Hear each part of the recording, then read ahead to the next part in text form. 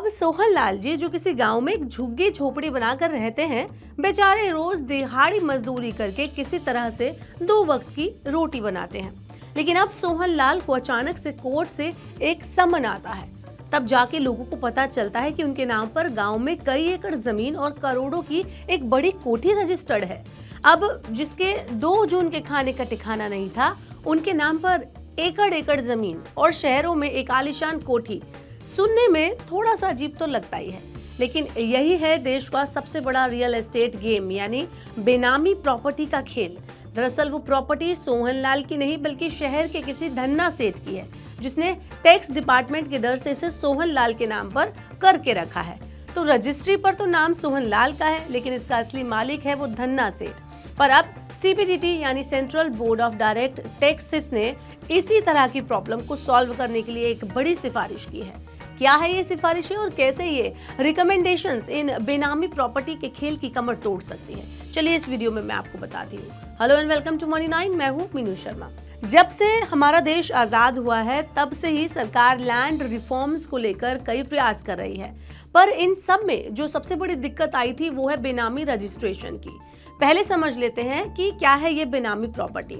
तो बेनामी प्रॉपर्टी यानी ऐसी प्रॉपर्टी जिसमें असली मालिक अपना नाम छिपाकर किसी और के नाम से प्रॉपर्टी की खरीदारी करता है, उसको बेनामी प्रॉपर्टी कहते हैं। क्योंकि कितना भी रिफॉर्म की कोशिश करें, कितना भी लैंड सीलिंग लगाएं, सरकार कितनी भी कोशिश कर ले, लैंड रिफॉर्म सक्सेसफुल नहीं हो पाता था, क्योंकि लैंड ही नहीं बचती थी। अब सरकार इस खेल पर लगाम लगाने की तैयारी कर रही है। सीबीडीटी ने एक नया पैनल बनाया है और इस पैनल ने एक सिफारिश की है। अब टैक्स अफसरों को ज्यादा से ज्यादा ताकत मिलनी चाहिए। ताकत ऐसी कि उनके पास सीधे सीधे आधार के डेटाबेस, प्रॉपर्टी रजिस्ट्री के डेटा और यहाँ तक कि ट्रांसपोर्ट डिपार्टमेंट के रिकॉर्ड तक सीधे सीधे पहुंच जाए। मतलब अगर कोई शख्स उनके नाम पर कार लेता है, बंगला या फिर जमीन खरीदता है, तो उसके पीछे असली मालिक कौन है ये तुरंत पकड़ा जा सकेगा, क्योंकि जो बैकएंड की डिटेल है वो एक्सेस कर पाएंगे उसे। कमेटी ने अपनी रिपोर्ट में ये भी कहा कि जिस आदमी के पास खुद का पैन कार्ड नहीं है, बैंक अकाउंट भी शायद ना हो, वो अचानक से करोड़ों की जमीन का मालिक कैसे बन गया? क्या ये होगा मुमकिन? ऐसे कैसे हो सकता है? तो रिपोर्ट कहती है कि ज्यादातर छोटे किसान या मजदूर जिनके पास पैन कार्ड तक नहीं होता, उनके नाम पर ये खेल खेला जाता है, क्योंकि 30 लाख रुपए तक की प्रॉपर्टी खरीदने पर पैन डिटेल्स देना जरूरी नहीं होता। लेकिन अब सरकार चाहती है कि पैन के अलावा आधार को भी टैक्स डिपार्टमेंट के इनसाइट्स पोर्टल से लिंक कर दिया जाए, ताकि यह देखा जा सके कि किस आधार नंबर से कितने बैंक अकाउंट है, प्रॉपर्टी और डीमेट अकाउंट भी कितने ज्यादा जोड़े गए हैं। लेकिन खेल सिर्फ प्रॉपर्टी का नहीं है, बैंक अकाउंट या फिर डीमेट अकाउंट से जुड़ा नहीं है। खेल तो कुछ और ही है। खेल है जो शेल कंपनियां होती हैं, उन पर इसका बड़ा असर देखने को मिलेगा।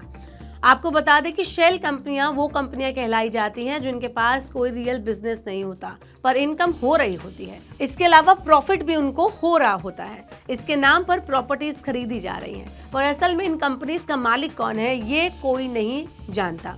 ये सब कंपनियां असल में बेनामी प्रॉपर्टी छिपाने का अड्डा होती हैं। अब सीबीडीटी का कहना है कि ऐसी कंपनियों की प्रोफाइलिंग होनी चाहिए और टैक्स अफसरों को इन्हें खंगालने की पूरी ताकत मिलनी चाहिए। उनके पास इतनी पावर होनी चाहिए कि वो जांच कर सकें। एक और बड़ी बात, सीबीडीटी ने अपनी सिफारिश में प्राइवेट वॉल्ट अकाउंट्स पर भी नजर डालने की छूट मांगी है, क्योंकि कई बार अमीर लोग अपने पैसे और कीमती सामान किसी और के नाम पर वॉल्ट लेकर रखते हैं।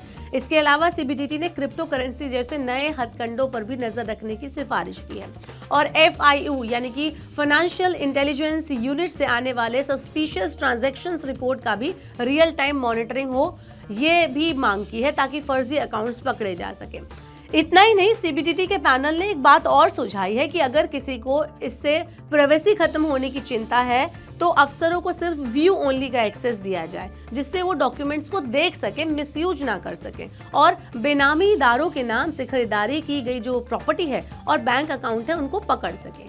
कई कानून एक्सपर्ट्स इस मामले पर कहते हैं कि ये कड़ा लेकिन जरूरी कदम है। उनका कहना है कि इसमें कोई शक नहीं है कि ये सख्त कदम है, मगर ये मौजूदा सिस्टम के लूप होल्स को भर देगा।